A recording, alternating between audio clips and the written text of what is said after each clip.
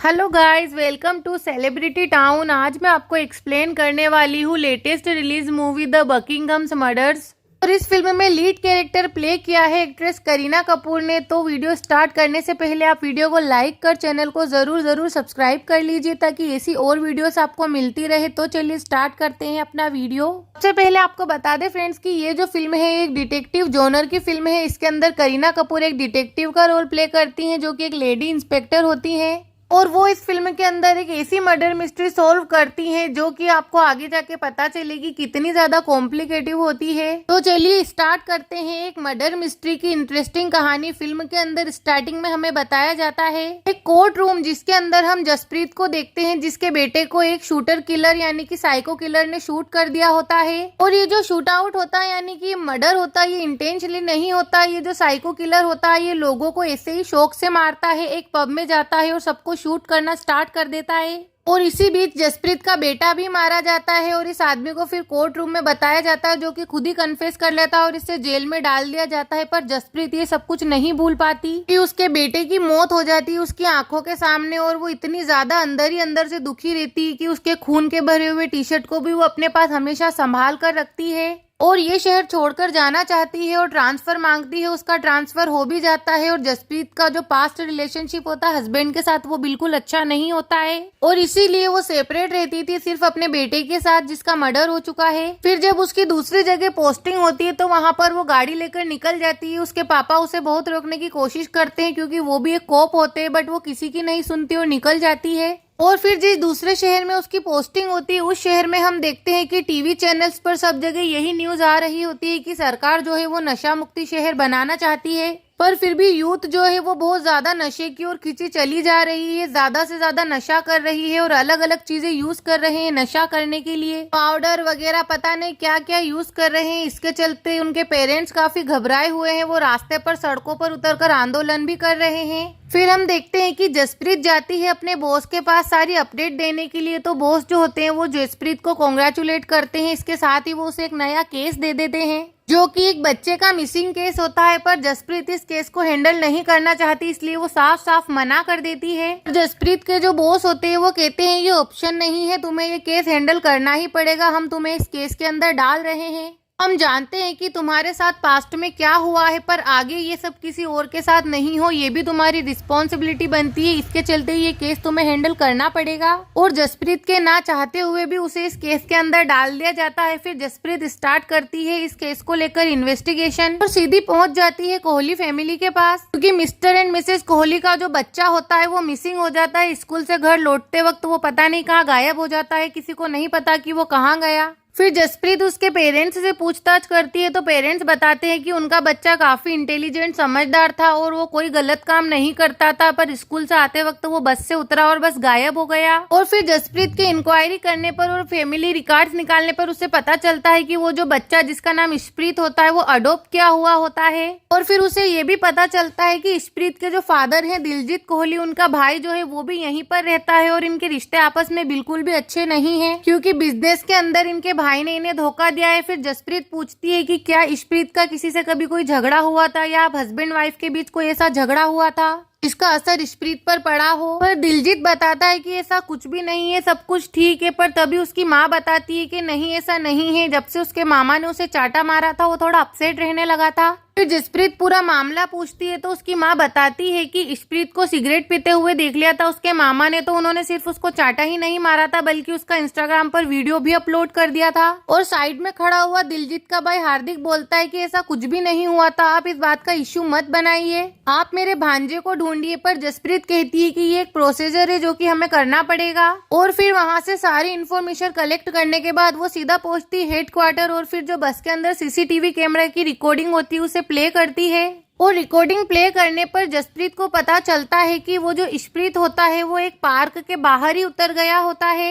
और ये CCTV footage देखने के बाद जसप्रीत और उसकी पूरी टीम उस जगह पर पहुंच जाती है, अपना इन्वेस्टिगेशन स्टार्ट करती है। और ये जो इन्वेस्टिगेशन होता है पूरी रात चलता है, एक के बाद एक सबूत मिलते हैं। और फिर पानी के अंदर भी चेक किया जाता है कि कोई सबूत तो नहीं है, पर कुछ नहीं दिखता। पर जो डीआई होते हैं उन्हें कुछ दिखता है, पर वो किसी को कुछ नहीं बताते। फिर डीआई हार्डी अपनी टीम को बोलते हैं कि तुम थक चुके होगे, सब अपने अपने घर जाओ। इसके बाद अपने एक फेवरेट ऑफिसर जो कि उनके भाई जैसे होते हैं उन्हें लेकर वो अपने साथ चले जाते हैं और वो जसप्रीत को कहते हैं कि मेरे पास सबूत हाथ लगते ही सबसे पहला कॉल तुम्हें करूंगा। और अगले ही दिन हमें देखते हैं कि इशप्रीत की बॉडी मिलती है और बॉडी को देखकर साफ पता चलता है कि वो पानी में डूबकर मरी है, पर वो तो कार की पहले वाली सीट पर से मिली होती है जिसका गेट भी खुला हुआ होता है। फिर बॉडी की पोस्टमार्टम रिपोर्ट से पता चलता है कि पानी में डूबने से और गला घोंटने से मौत हुई है। फिर इशप्रीत के माँ बाप काफी फूट फूट कर रोते हैं और जो जसप्रीत होती है उसे भी अपने बेटे का चेहरा याद आता है उस इंसिडेंट के अंदर और वो भी बहुत रोती है।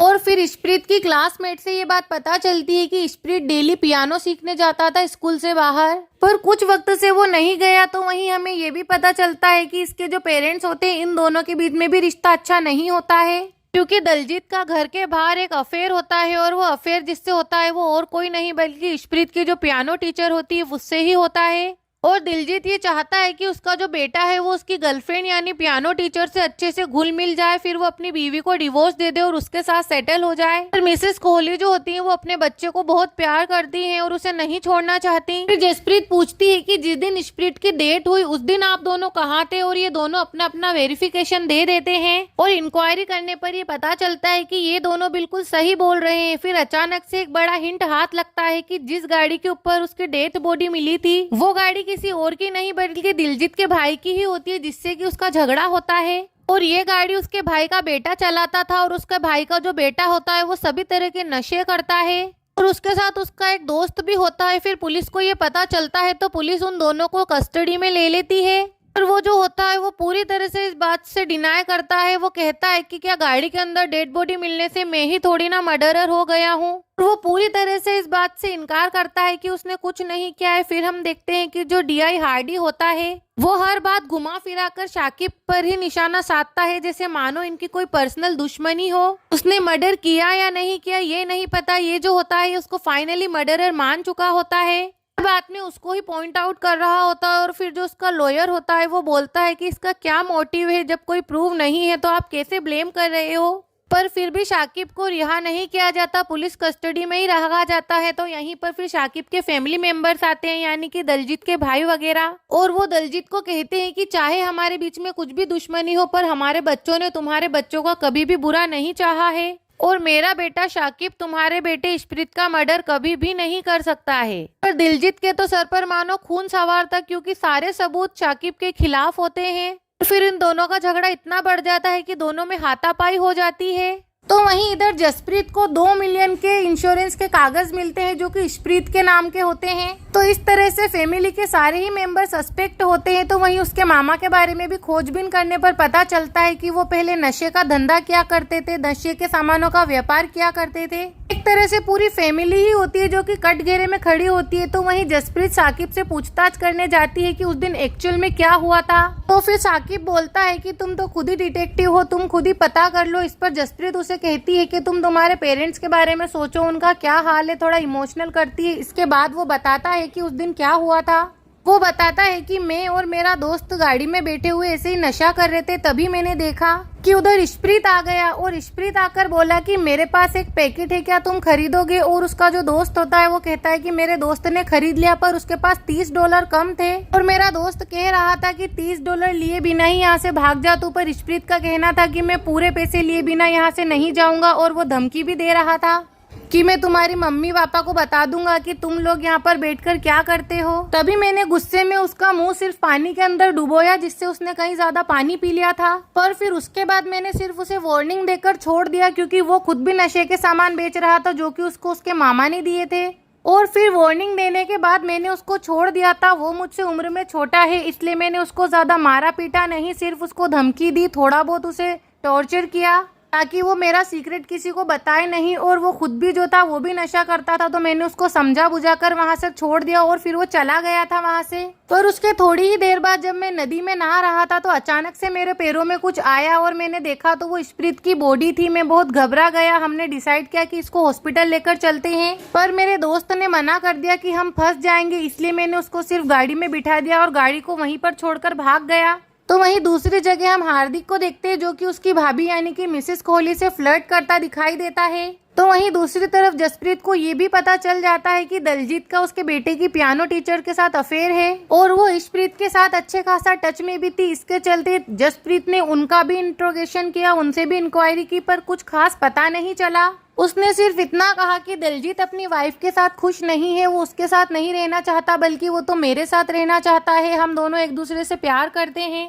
तो वहीं उधर जब दलजीत से उसके बेटे के 2 मिलियन इंश्योरेंस के बारे में पूछा गया तो वो जोर जोर से रोने लगा और कहने लगा कि मैं अपने बेटे के बारे में इस तरह का कभी नहीं सोच सकता। पर जसप्रीत उसे कहती है कि तुम्हें बिजनेस में अभी इतना बड़ा बड़ा लॉस हुआ है तो इसके चलते 2 मिलियन के अंदर तो तुम तुम्हारे बिजनेस को दोबारा खड़ा कर सकते हो। और जहाँ तक बात है इशप्रीत की, तो वो कोई तुम्हारा सगा बेटा नहीं था, तुमने तो उसे अडॉप्ट ही किया था। फिर इसके बाद हम देखते हैं कि जो हार्दिक होता है वो एक दिन मिसेस कोहली से ज्यादा ही बदतमीजी करने लगता है। तभी वहाँ पर दिलजीत पहुँच जाता है और ये सब कुछ देख लेता है और फिर वो हार्दिक को बहुत पीटता है। इसके बाद उनको पुलिस अरेस्ट कर ले जाती है और फिर उनसे जेल के अंदर पूछताछ की जाती है। मिसेस कोहली से पूछा जाता है कि क्या आपके हस्बैंड आपके साथ मारपीट करते हैं, तो वो कहती है कि बिल्कुल करते हैं और जब से इनकी माँ बीमार हुई है तब से तो और ज्यादा ही करने लगे हैं और जब से इनके बिजनेस में लॉस हुआ है उसके बाद से तो कुछ और ही ज्यादा करने लगे हैं। वो कोई इनका सगा भाई नहीं है, ओनली फॉर पिंड का लड़का है। तो दूसरी तरफ हम देखते हैं कि डीआई हार्डी जो होते हैं वो शाकिब के दोस्त को घर से उठाकर ले आते हैं और उससे पूछते हैं कि तुम सच सच बताओ कि ये सब तुमने और शाकिब ने ही किया है। तो वहीं जसप्रीत भी आ जाती है पूरी पुलिस फोर्स के साथ और यहाँ पर जसप्रीत एक खुलासा करती है और वो ये होता है कि जो डीआई हार्डी है उनकी जो बहन होती है वो भी नशे का माल सप्लाई करती है शाकिब के साथ मिलकर और इसीलिए वो अपनी बहन को बचाकर शाकिब को फंसाना चाहता था क्योंकि वो एक ऑनेस्ट पुलिस ऑफिसर है। अगर ऐसा होता उसकी बहन का नाम आता तो वो किसी को मुंह नहीं दिखा पाता। जब ये बात सामने आई तो उससे बर्दाश्त नहीं और उसने सुसाइड कर लिया। फिर हमें बताते हैं कि जहाँ पर इशप्रीत की बॉडी मिली होती है वहाँ पर 2 डीएनए सैंपल मिले होते हैं, एक तो शाकिब का होता है और दूसरा एक लड़की का होता है। और जब उस डीएनए सैंपल को सभी मेंबर्स से मैच किया जाता है तो वो मैच होता है मिसेस कोहली यानी कि इशप्रीत की मदर के डीएनए से। इधर हम देखते हैं कि जो मिसेस कोहली होती हैं वो देश छोड़कर जा रही होती है, तभी उन्हें एयरपोर्ट पे ही पकड़ लिया जाता है। फिर बारी आती है कन्फेशन की। फिर वो बताती है कि जब से मेरी शादी दलजीत से हुई है मेरी जिंदगी जहन्नुम बन चुकी है, मुझे इंडिया से यूके लाकर बुरी तरह से पटक दिया गया है और फिर इधर लाके मुझे नौकरानी बना दिया गया, पहले इनकी फिर इनकी माँ की, फिर एक बच्चा अडॉप्ट कर लिया और वो बच्चा मेरी मर्जी से अडॉप्ट नहीं किया गया था क्योंकि मैं इसकी माँ को संभालूं कि उस बच्चे को संभालूं या इस जानवर आदमी को संभालूं। और वो मुझे बिल्कुल भी प्यार नहीं करता था, वो तो उस म्यूजिक टीचर से प्यार करता था, उसी को अपनी माँ मानता था। मुझे अगर किसी ने अटेंशन दिया तो वो था दलजीत का मुंह बोला भाई यानी कि हार्दिक। वो मुझे भाभी भाभी कहकर मेरे आसपास घूमता रहता था तो मुझे लगता था कि चलो कोई तो मुझे अटेंशन दे रहा है, पर वही मर्दों वाली प्रॉब्लम आ जाती थी सामने। कभी कभी वो अपनी लाइन क्रॉस करने की कोशिश करता था, पर मैंने उसको कहा कि अगर वो मेरा काम करता है तो उसके बदले में वो जो चाहेगा मैं उसको दूंगी। और उसके बाद जब शाकिब से मिलने के बाद इशप्रीत वहां से निकला तो उसे रास्ते में मिला हार्दिक जिसने कि उसे पानी में डुबोकर मारा। पर इसके बाद उसे कुछ गिल्टी फील हो रहा था तो उसने कहा कि चलो तुम मेरे साथ भाग चलो, पर मैंने मना कर दिया। फिर उसने कहा कि तुम मेरे से अपने सारे रिश्ते नाते तोड़ दो, पर मैं इस बात के लिए तैयार नहीं थी। तो हमारे बीच झगड़ा हुआ और मैंने फिर ये इल्जाम लगाया कि उसने मेरे ऊपर बलात्कार करने की कोशिश करी और ये सभी वो सीन था जो कि दलजीत ने देखा और उसे जान से मार दिया। फिर जसप्रीत उस पर गुस्सा करती है और कहती है कि हार्दिक और इशप्रीत दोनों ही बच्चे थे, तुम्हें गुस्सा निकालना था, नफरत निकालनी थी तो दलजीत के ऊपर निकालती, तुमने एक बच्चे के साथ ऐसा क्यों किया। तो वो कहती है कि मैंने अपना गुस्सा दलजीत पर ही निकाला है क्योंकि दलजीत जो था वो इशप्रीत से बहुत ज्यादा प्यार करता था और इसीलिए मैंने इसके बच्चे को मरवा दिया ताकि जो प्यार इसने मुझे नहीं दिया ये किसी और को भी ना दे सके। फिर इसके बाद जसप्रीत जाती है सीधे दलजीत के पास। दलजीत कहता है कि उस दिन अगर मैंने उस हार्दिक के बदले इसको जान से मार दिया होता तो बहुत अच्छा होता क्योंकि ये बांझ है, बच्चा भी पैदा नहीं कर सकती है। फिर भी मैंने इसको रखा हुआ था पर इसने इतनी नीच और गिरी हुई हरकत की है। इसके बाद उसकी वाइफ को कस्टडी में ले लिया जाता है और उसे जेल हो जाती है, फिर सजा दी जाती है। तो फ्रेंड्स ये थी करीना कपूर की latest release movie the Buckingham murders की फुल स्टोरी एक्सप्लेनेशन। स्टोरी काफी ही शानदार थी। एक माँ अपने बच्चे का किस तरह मर्डर करवा देती है, चाहे वो उसका खुद का नहीं हो, पर अडॉप्ट किया हुआ बच्चा भी अपना ही बच्चा होता है, बट उसके बाद भी वो ऐसी नीच हरकत करती है। तो अगर ये वीडियो ये स्टोरी आपको अच्छी लगी हो तो कमेंट सेक्शन में जाकर जरूर बताना और वीडियो को लाइक करके चैनल को सब्सक्राइब जरूर कर लेना। और इसी तरह नई लेटेस्ट मूवी की और एक्सप्लेनेशन वीडियो अगर देखना चाहते हो तो एक बार मेरे चैनल को जरूर विजिट करना या एंड स्क्रीन पर देख